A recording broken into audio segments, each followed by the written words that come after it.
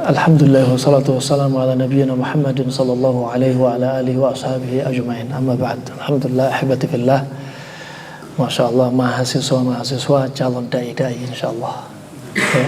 Dulu ketika anak belajar di Yaman, anak nggak ingin jadi seorang dai. Enak duduk di depan syekh nyatet. Syekhnya yang belajar, begadang. Besok kita hanya menyalin apa yang disampaikan syekh. Enak kan jadi santri, jadi murid. Yang beban syekhnya. Ternyata ketika pulang ke Indonesia dipaksa harus berdakwah. Nah, nggak bisa lari dari kenyataan. Ya, dan demikian ya. Antum juga demikian. Sebagaimana Allah telah berfirman, wallahu yakhluqu ma yasha'u wa yakhtar.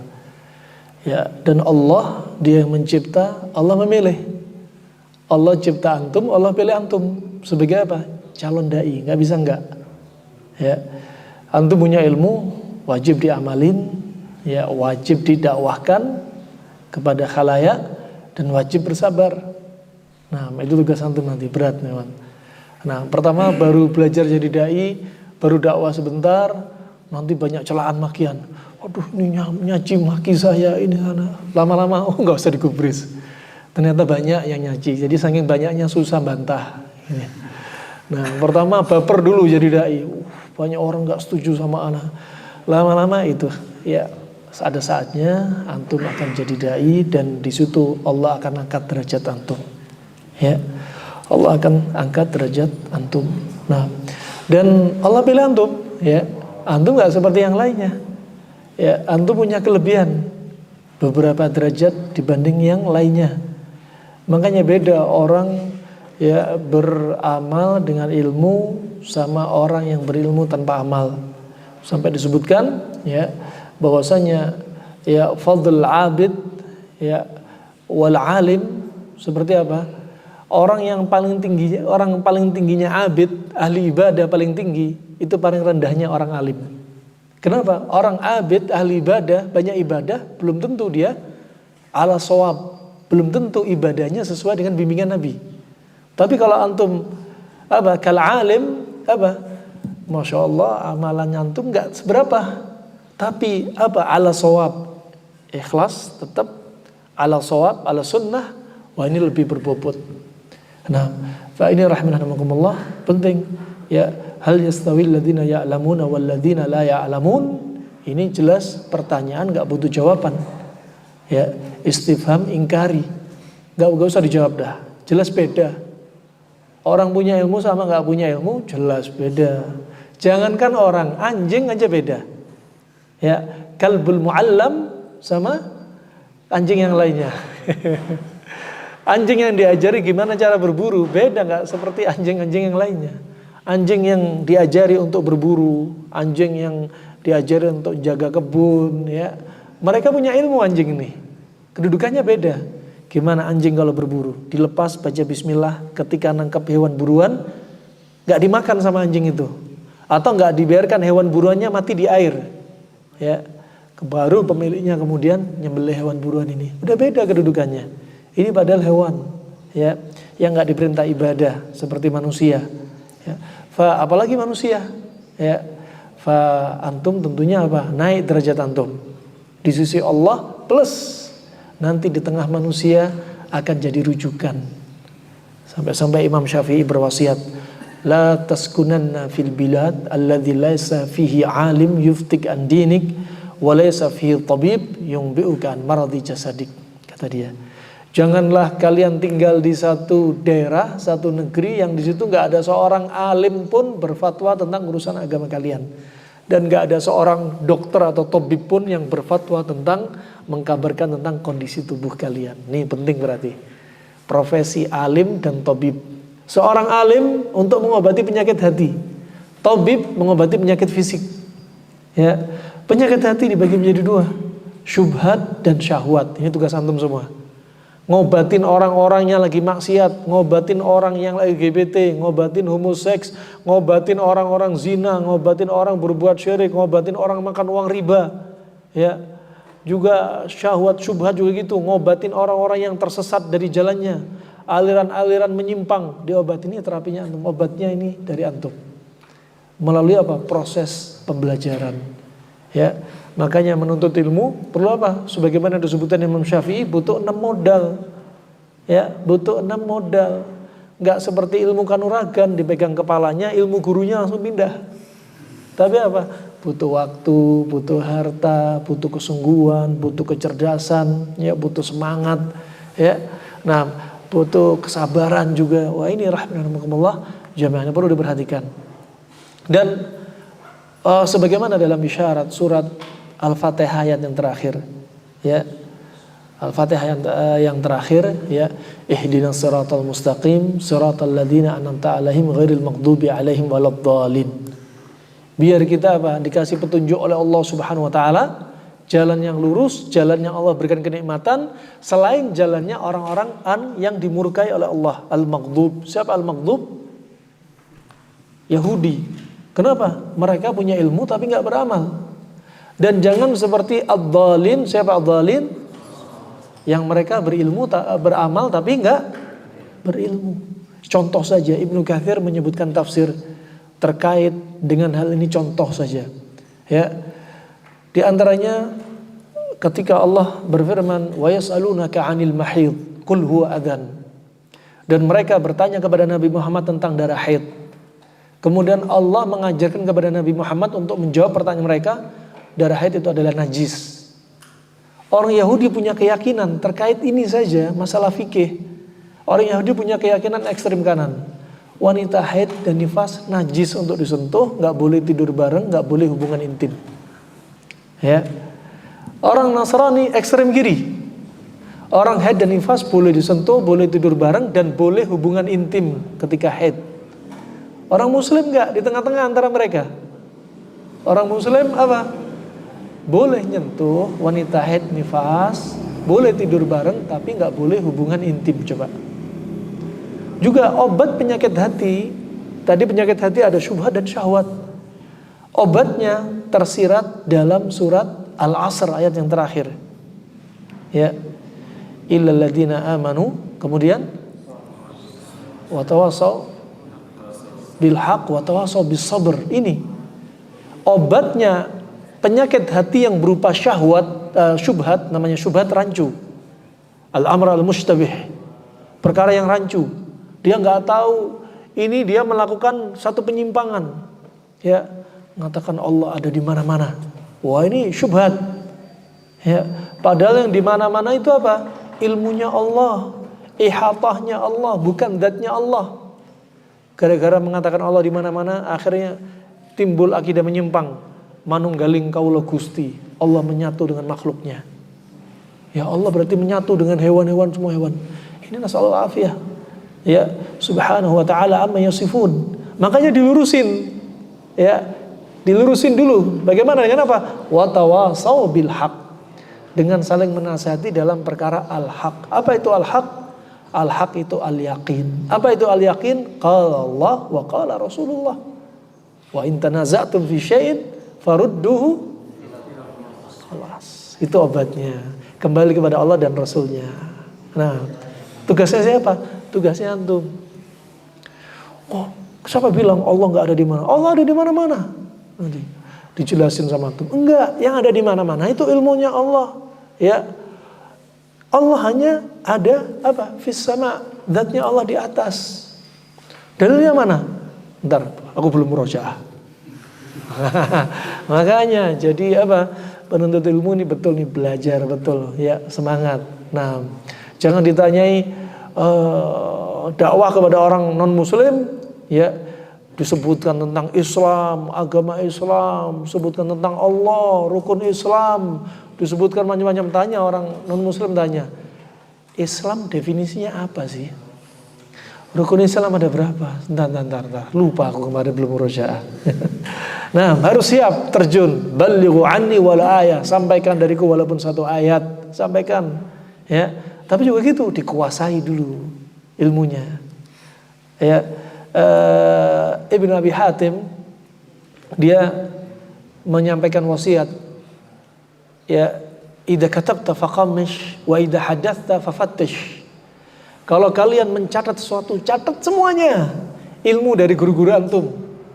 Mau dalilnya sahih, mau dalilnya lemah, mau dalilnya kuat, mau ucapan benar nggak benar, catat semua. Wa idza hadatsa fafattish. Kalau antum mau nyampaikan, koreksi lagi. Ucapan ini benar apa enggak? Jadi apa? Khalayak umat sudah siap mengkonsumsi secara instan ilmu yang kita sampaikan sudah mateng, sudah terpilih dan terpilah. Nah, ditanya Ustaz, hadisnya ini benar enggak? Yang disampaikan Ustaz tadi. Saya ragu-ragu sih. Lah, kok disampaikan? Gitu kan. Nah, ini rahimanakumullah jami'an, penting. Maka penyakit syubhat obatnya dengan apa? Qala Allah, qala Rasulullah, dengan al-yaqin wa tawassaw bil haq. Dan obatnya syahwat diobati dengan apa? Wa tawassaw bis sabr. Ini dakwah ya, bis sabr. Karena sabar itu ada 3. Sabar untuk menjalani perintah Allah, sabar untuk tidak berbuat maksiat, dan sabar terhadap takdir dari Allah Subhanahu wa taala. Ketika orang berbuat maksiat, nasihatin dia untuk sabar dalam takwa, sabar dalam menjauhi semua larangannya. Ini rahmatullah. Ini tugas antum semua sebagai dokter penyakit hati. Syukur-syukur kalau belajar ilmu pengobatan. Jadi apa? Dokter penyakit hati plus dokter penyakit fisik. Ya, dokter dan tabib, para terapis, mereka mengobati fisik. Orang kalau sakit, imannya lagi ngedrop, hatinya lagi lemah, tubuhnya lagi sakit.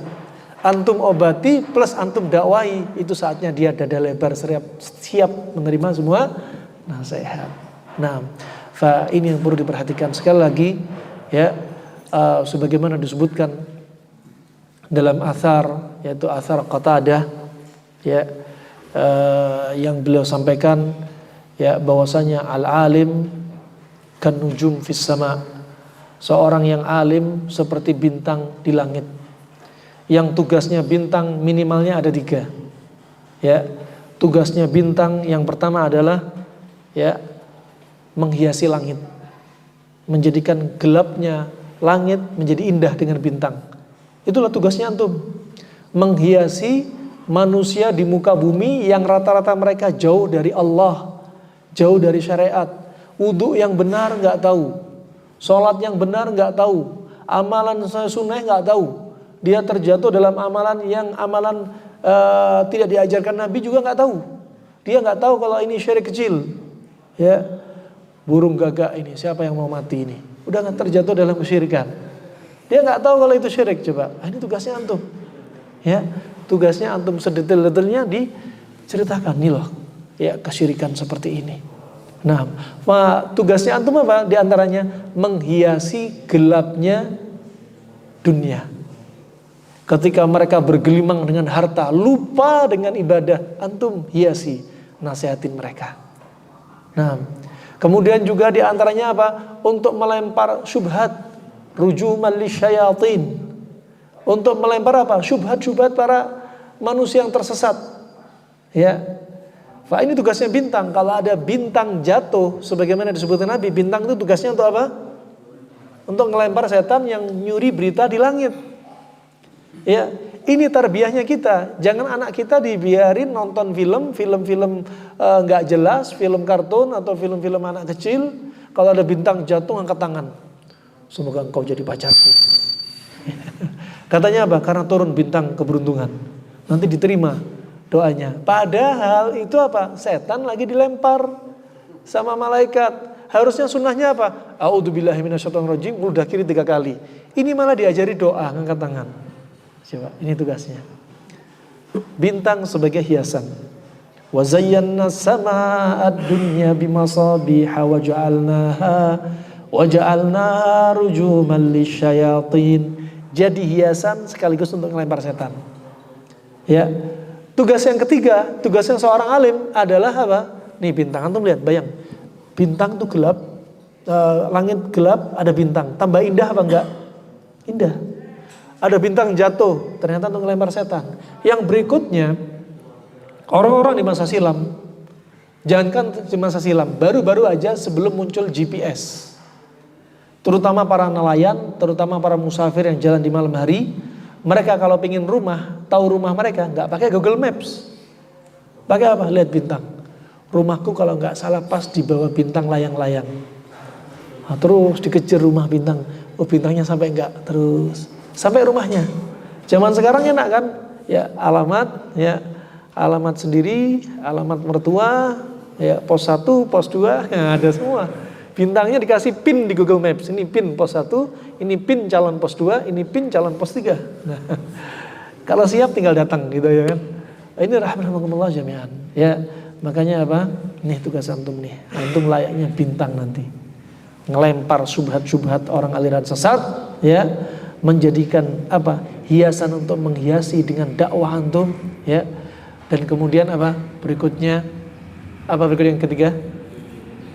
Untuk memberi petunjuk, ngasih jalan. Ya.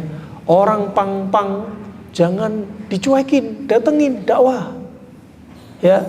Wah subhanallah, orang-orang yang menyimpang di depan antum, maklumi mereka itu bodoh. Mereka salah asuhan. Mereka itu sedang apa? Belum dapat petunjuk. Kalau antum nggak datang, terus siapa mau datengin? Ya, jemput bola. Jangan nunggu apa? Bola datang kepada antum terus. Nunggu mereka datang ke pondok terus. Enggak. Tapi antum datangi mereka dengan segala wujud penampilan antum. Nggak harus antum datang kepada mereka pakai jubah, pakai surban, pakai pedang lagi. Maaf ya. Wah subhanallah, nasihat saya kami, banyak diantaranya orang diberi ilmu oleh Allah, ya, dikasih kesempatan dia menuntut ilmu, kadang sebagai dai, tapi apa? Tapi dia kadang nggak dibekali hikmah dalam berdakwah. Namanya hikmah, meletakkan sesuatu pada tempatnya. Ini hikmah. Antum tahu caranya dakwah yang masuk kayak apa? Itu penting. Seperti antum misalkan sholat. Ya, sholat di satu masjid. Ini pernah terjadi, Anda dapati dulu. Ada orang baru lulus, ya, lulus kuliah S1, ya, jurusan agama, berdakwah di satu daerah yang urufnya daerah tersebut, ya, khatib dan imam itu beda. Sunnahnya kan si imam dan khatib satu. Tapi di daerah tersebut, ya, khatibnya beda, imamnya beda. Yang jadi imam adalah sesepuh, orang tua di situ. Waktu itu orang usia 75 tahun. Ini khatibnya kalau dakwah menggelegar, wah marah terus di atas mimbar, gitu kan. Setelah turun, imamnya mau maju. Apa kata dia? Ini khatibnya masih usia 35 tahun, imamnya 75 tahun, maju. Minggir pak, sunnahnya imamnya itu saya pak, bukan bapak. Gimana menurut antum? Apa yang terjadi? Fitnah apa enggak? Subhanallah. Padahal memang sunnah, tapi sunnah dijalankan enggak pada tempatnya, bukan dengan hikmah. Akhirnya apa? Semenjak saat itu dai-dai yang label sunnah enggak boleh isi di masjid situ. Subhanallah. Gara-gara apa? Gara-gara oknum satu orang ini dakwah enggak pakai hikmah. Ya. Nah, ini apa? Perlu kita apa? Bicara dengan apa yang difahami manusia. Ya, takallam bima yafhamun nas, itu penting. Ya, juga sebagaimana hadis Ibnu Mas'ud, walaupun sanadnya lemah, ya, tapi maknanya benar. Karena apa? Ada inqita, sanad yang terputus. Sebagaimana disebutkan dalam muqaddimah Sahih Muslim, tapi maknanya benar. Ya, afa anta bimuhadditsin qauman haditsan lamma yablughu uquluhum illa li ba'dihim fitnah. Apakah kamu mau menyampaikan satu hadis? Hadis itu disampaikan kepada umat, sedangkan umat belum paham, belum siap mengamalkan hadis ini, kecuali pasti terjadi fitnah. Contoh ini. Ini hadis diamalin di sini, padahal khalayak orang situ belum tahu sunnahnya hadis ini, dan malah disikapi dengan keras, pasti akan terjadi fitnah. Makanya menuntut ilmu nggak cukup 1 tahun sampai 4 tahun itu sebenarnya nggak cukup. Ya. Ibnu Qayyim rahimahullah duduk belajar. Dia sebelumnya seorang alim, ulama besar dari kalangan sufi. Kitab dia sampai kitab yang terkenal dia kitab Ruh, terkenal. Sampai dia sebutkan di situ bahwasanya setiap malam Jumat roh yang di kuburan kembali ke rumahnya. Wah itu syekhnya kalian Ibnu Qayyim mengucapin kayak gitu. Iya, sebelum belajar sama Syekhul Islam. Setelah belajar sama Syekhul Islam, ya, dalam keadaan dia sudah pintar bahasa Arab, sudah pintar tafsir, sudah pintar usul fiqh. Belajar sama Syekhul Islam berapa tahun? 16 tahun. Lah kita orang belajar di Arab Saudi 4 tahun, keluar sudah jadi ustadz kibar. Wah kepalanya ada gini. Kalau misalnya Ustadz tadi hadisnya salah. Siapa kamu? Saya ini belajar dari Arab gitu kan. Nasallallahu alaihi. Kenapa? Sudah terfitnah dengan julukan, fitnah dengan jabatan. Hati-hati. Nah, semoga Allah jadikan kita hamba-hamba yang tawadhu. Kemudian rahmatullah juga subhanallah ini diantaranya apa tadi yang kita sampaikan. Nih perlu dakwah bil hikmah. Juga Al-Hafidh Ibnu Hajar. Al-Hafidh Ibnu Hajar belajar sama Ibnu Daqiqil Id. Berapa tahun? 20 tahun. Lah kita orang belajar di pondok, sudah belajar usulul tsalatsa diterjemahin lagi. Usulul tsalatsa setahun gak selesai-selesai. Padahal kalau kita belajar di sana, waktu kita belajar di Arab ya, usulul tsalatsa 2 pekan selesai. Ya. Kemudian Fathul Majid 6 bulan selesai. Sini Fathul Majid 4 tahun gak selesai-selesai. Nah, kenapa? Kadang baca kitab diterjemah, syarahnya diterjemah gitu terus. Nah, wah keluar sudah Masya Allah. Oh aku ini Ustadz rek gitu ya. Nah, jadi Ustadz untuk apa? Untuk bodohin orang. Jangan sampai. Luruskan niat antum. Kalau niat kita salah dalam menuntut ilmu, gak berkah kita nanti ketika berdakwah. Ya sama ketika Anda sholat, antum sholat sama. Inna salata tanha anil fahsya'i wal munkar. Ada orang sholat, banyak sholat, tapi apa? Matanya masih suka jelalatan lihat film porno di HP. Hati-hati. Ya, sholatnya kuat, Masya Allah, ternyata apa? Ternyata lisannya tajam. Ya, suka nyakitin orang. Banyak sholat, tapi suka ghibah, namimah. Banyak sholat, tapi apa? Gampang banget mendatangi kemaksiatan. Koreksi sholatnya. Diterima di sisi Allah berapa persen sih? Bisa jadi sholatnya tidak khusyuk. Harusnya apa? Sholatnya bikin dia semakin bertakwa kepada Allah. Demikian pula penuntut ilmu. Nasihat para ulama. Kalau ada penuntut ilmu. Ya, dakwah dia semakin menunjukkan dakwah yang umat semakin jauh dari dia. Ketahuilah, koreksi niat kita menuntut ilmu. Koreksi lagi kita untuk berdakwah untuk apa? Nah, subhanallah, harusnya apa? Dakwah. Namanya dimusuhi pertama-tama, wajar. Kata Imam Syafi'i, kalau kalian ingin melihat orang di atas al-haq, lihat mana busur atau anak panah yang semakin banyak mengarah kepada diri dia. Dan berjalan waktu pasti apa? Dia akan merasakan hasilnya. Ini enggak 20 tahun berdakwah, ya, enggak ada yang ikut sama dia. Nah, ini perlu dikoreksi dakwah dia. Ya, niatkan menuntut ilmu pertama karena Allah, kedua untuk melepaskan kebodohan dari dalam diri kita. Bukan untuk bodohin orang, ya.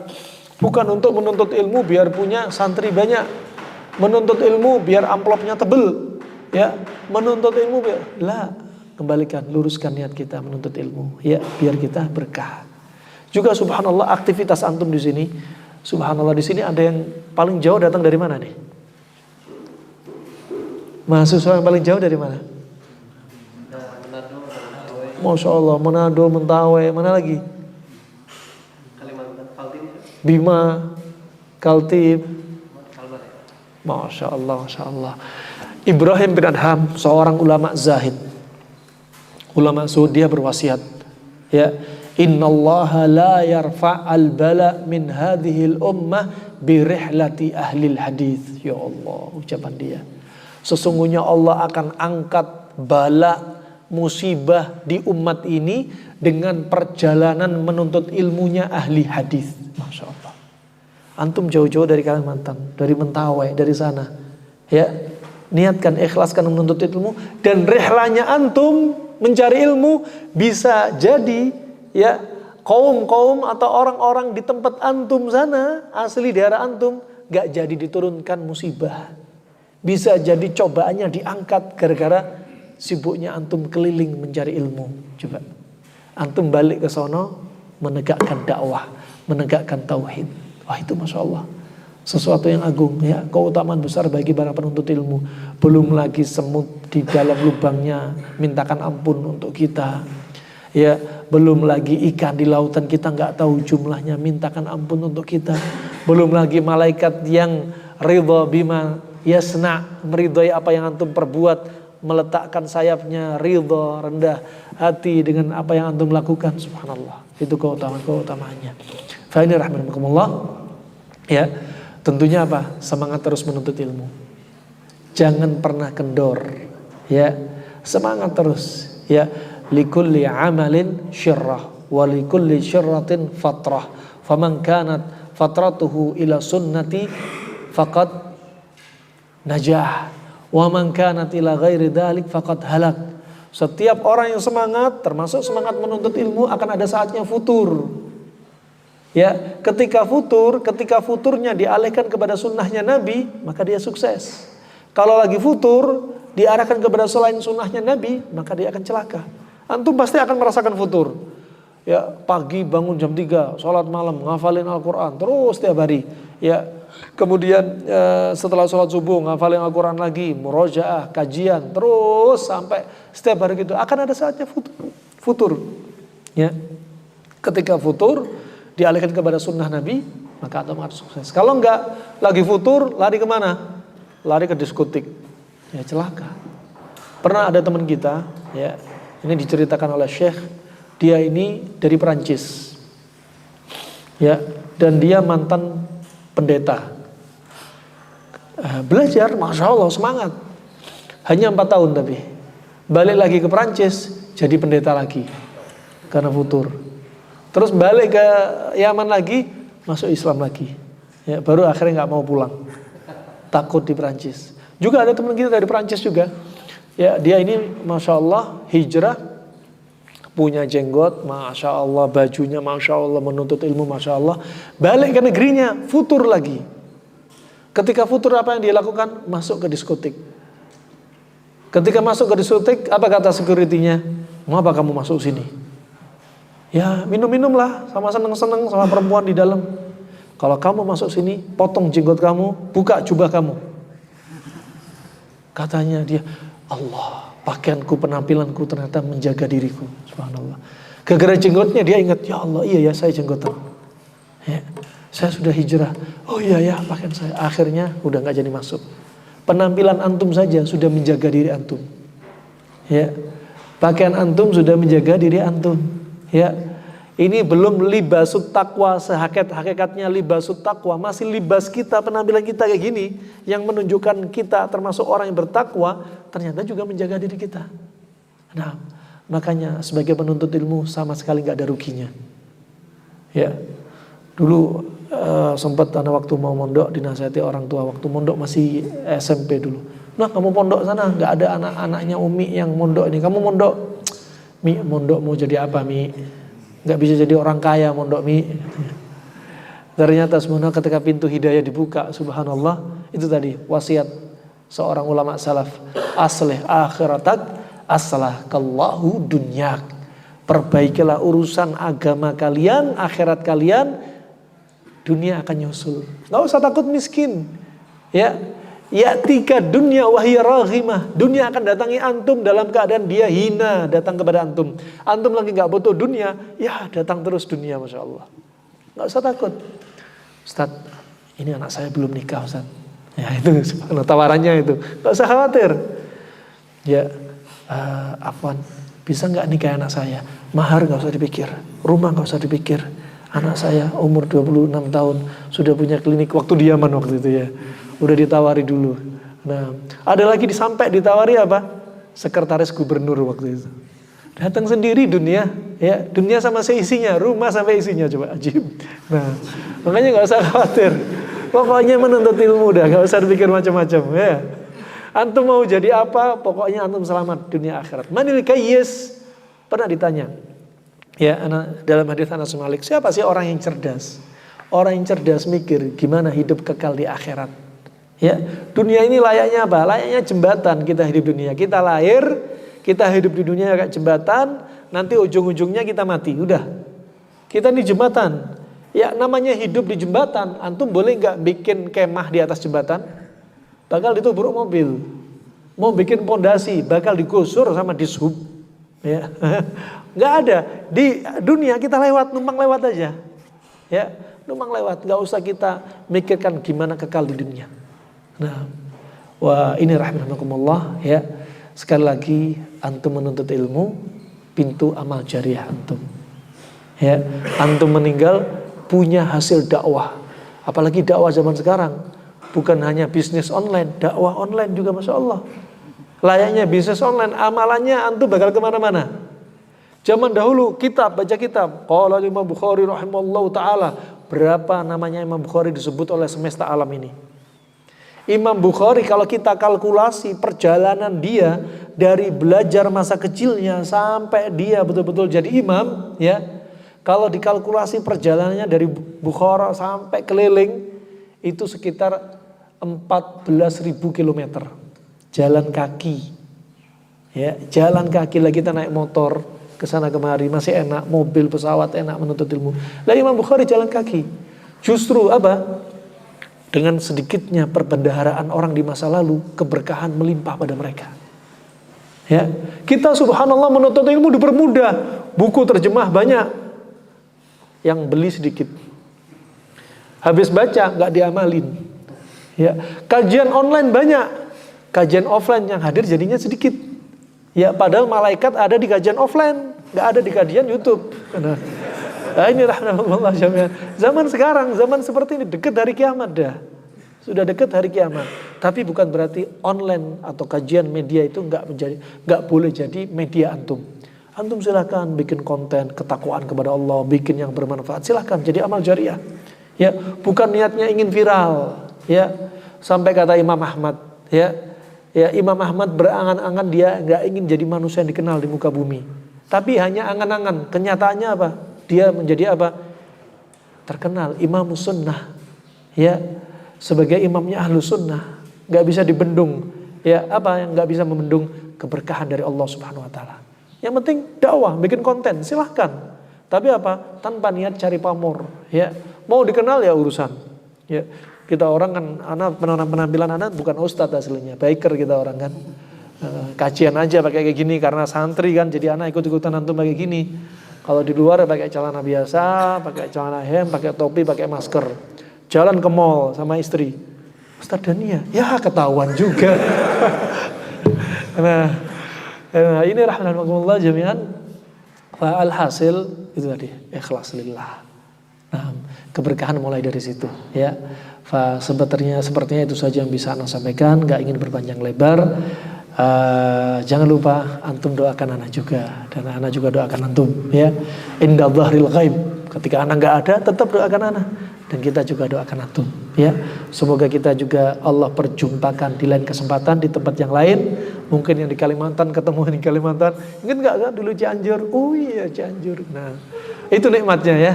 Ya, demi Allah yang kami rasakan kita dakwah sambil naik motor. Ajib. Betul-betul ajib. Kenapa? Berhenti di kota-kota, disitulah kita dakwah. Di mana kaki kita berpijak, kita dakwah di situ, kita dapat kenalan baru. Kalau belum kenal, kalau sudah kenal, kita statusnya ziarah. Yang belum kenal, ziarah pada belum kenal. Kalau family, berarti silaturahmi. Seandainya pintu ziarah ini ditutup, niscaya banyak pintu kebaikan tertutup. Nah, bahkan termasuk ziarah ini apa? Salah satu penyebab Allah melimpahkan cintanya kepada kita. Nah, berziarah, duduk karena Allah, cinta karena Allah. Ya, wajabat mahabbati lil mutahabina fiyya, walil mutajalisina fiyya, walil mutazawirina fiyya, walil mutabadilina fiyya. Allah akan seyogyanya, Allah akan lebih pantas untuk berikan kecintaannya kepada siapa? Saling berziarah. Kita saling berziarah nih. Saling mencinta, kita saling mencinta karena Allah. Dan apa? Berikutnya, duduk, kita juga duduk karena Allah, bukan karena dunia. Dan saling tolong menolong karena Allah subhanahu wa ta'ala. Allah berikan kecintaan. Dan antum nanti juga demikian. Dakwah keliling. Balighu anni walau ayah. Tetap dibekali dengan ilmu. Jangan keliling kemana-mana hanya bawa kompor tapi gak bawa ilmu. Bawa semuanya. Yang penting bawa ATM. Itu lebih penting daripada kompor. Nah, fa ini rahmatullah jami'an. Ya, yang perlu diperhatikan sekali lagi, dulu semangat azam ana ketika belajar sama Syekh, ana berazam. Ketika menuntut ilmu, titik sama koma harus saya catat. Ada saatnya nanti saya butuh. Itu penting. Apa yang disampaikan sama Ustadz antum, catat semuanya, jangan lewat. Ya, kalau ada Syekh datang, dulu pertama kali ana datang ke Yaman, gak bisa bahasa Arab. Tahun 2004 waktu itu. Hanya bisa, kaifa ya akhi? Ana bi khairin. Gak bisa bahasa Arab. Sampai sana adaptasi 1 bulan pertama hanya adaptasi makanannya kok kayak gini ya. Gak bisa saya makan. Sabar Abdurrahman, sabar. Nanti ada waktunya kamu kerasan. Aduh gak kuat saya makan kayak gini. Itu pertama kalinya anak waktu ke sana. Berangkat itu bondo nekat banget. Ya. Nah betul-betul gak bisa bahasa Arab, uang pas-pasan. Dulu pernah 7 bulan speser pun gak ada di dalam saku. Speser pun. Ya. Bagaimana cara menghibur diri? Kalau malam Jumat itu liburan kita rapat sama teman-teman. Ente ada kompor masih nyala nggak? Ini kumpul satu kamar. Iya, ada masih nyala kompornya. Ada yang masih punya minyak goreng nggak? Kita punya minyak goreng. Yang nggak punya duit, cari kepala ayam tugasnya. Kepala ayam di tempat sampah. Tapi tempat sampah itu semua kepala ayam semua. Bukan tempat sampah campur sampah-sampah itu bukan. Kaki, usus, jeruan. Ada yang nyari buah semangka nggak? Ya, semangka bosok dikit sama orang sana dibuang. Kita ambil, bonyoknya dibuang, yang baiknya masih banyak. Ada yang nyari tomat. Nah, tuh rame-rame Jumatnya biar kita happy menghibur diri gitu kan ya. Akhir masak bareng-bareng makan, ya. Kadang kalau nggak gitu, biasanya cara kita menghibur diri nggak hari Jumat. Ya Allah, lama nggak makan enak. Karena makan di pondok, di sana cuma menunya apa? Nasi sama daging kentang. Bukan daging sama kentang, daging kentang. Antum bayangin nasi sama kentang, ya Allah tiap hari gitu terus. Akhirnya yang punya duit hanya berapa real, beli garam ditaburin sebagai perasa. Kadang beli cabai berapa real, cabai ditaburin, cepet habis tuh nasi. Hanya garam sama cabai. Nah, wallah antum di sini nikmat. Kurang apa? Ya air enak, hawa enak, makanan ajib. Aduh ya Allah kurang apa? Kalau kufur nikmat, aduh malu sama Allah Subhanahu wa taala. Wah pernah kita bertiga ya waktu itu mampir ke restoran, bukan untuk beli, nunggu orang makan selesai. Orang Prancis makan 2 orang, 1 nampan nasi, ayamnya utuh. Wah, ajib banget itu. Minumannya minuman bersoda waktu itu.